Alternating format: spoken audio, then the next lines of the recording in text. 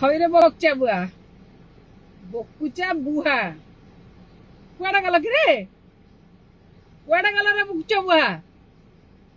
ତମେ ଗୁଜୁରାଟୀଙ୍କ ବୁକଚା ବହି ପାରିବ, ତମେ ବିହାରୀଙ୍କ ବୁକୁଚା ବହି ପାରିବ। ବୁକଚା କଣ ବୁକଚା ଜାଣିଛ ନା? ଗାଁ ଗହଳିରେ ଗାମୁଛାରେ ଯୋଉ ବନ୍ଧା ହେଇଥାଏନି ଗାମୁଛା ଗାମୁଛା, ସେ ଗାମୁଛାକୁ ବୁକୁଚା କହନ୍ତି। ଯାଆନ୍ତୁ ଶୁଣିବେ ଯୋଉମାନେ ଜାଣିଥିବେ ବୁକୁଚା। ସେଇ କଥା ମୁଁ କହୁଛି। ତମେ ଯୋଉ ଗାମୁଛା ବହୁଥିଲ ବିହାରୀ ଆଇଥିଲେ, ତମେ ଗାମୁଛା ବହୁଥିଲ ନା ନାଇଁ? ଆରେ ବୁକଚା ବୁଆ କୁଆଡେ ଗଲ? ତମେ ବୁକଚା ବହିବ, ତମେ ଗୁଜୁରାଟୀଙ୍କର ବହିବ, ତମେ ବିହାରୀଙ୍କ ବୁକଚା ବହିବ ହେଲା।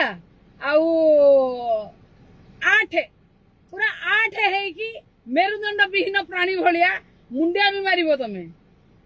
ସେଇ ଗୁଜୁରାଟୀ କି ବିହାରୀ କି ବହୁତ ଫଟୋ ଅଛି ମୁଁ ମାରିବ। ତମେ ତମ ତଦନ୍ତ ମନ୍ତ୍ରୀ, ତମ ସବୁ ଯେତେ ବଡ ବଡ ମନ୍ତ୍ରୀ ସବୁ ଅଛ, ତମେ ଯାଇକି ପୁରୀରେ ଯେତେବେଳେ ଗୁଜୁରାଟୀ ଆସୁଛନ୍ତି ସେତେବେଳେ ତମେ ଯାଇକି ଠିଆ ହେଇକି ଟେଣ୍ଟ କେମିତି ହଉଛି ତାର ତଦାରଖ କରିପାରିବ।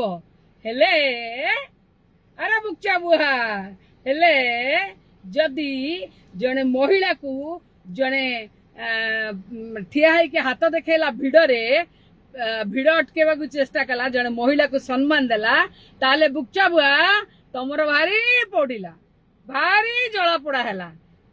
ତମେ ଆଇଟି ସେଲ କରିଛ ନା କି ସେଲ କରିଛ? ପାଟିକି ତ ମୁଁ ଭାଷା କହିପାରିବିନି, କାରଣ ଆମ ଶିକ୍ଷା ଦୀକ୍ଷା ସେଭଳିଆ ନୁହେଁ ନା। ଆମ ଶିକ୍ଷା ଦୀକ୍ଷା ତମ ଭଳିଆ ନୁହେଁ। ନହେଲେ ତମେ କଣ କରୁଛ ଓଡିଶା ସାରା ଲୋକ ଦେଖିଲେଣି।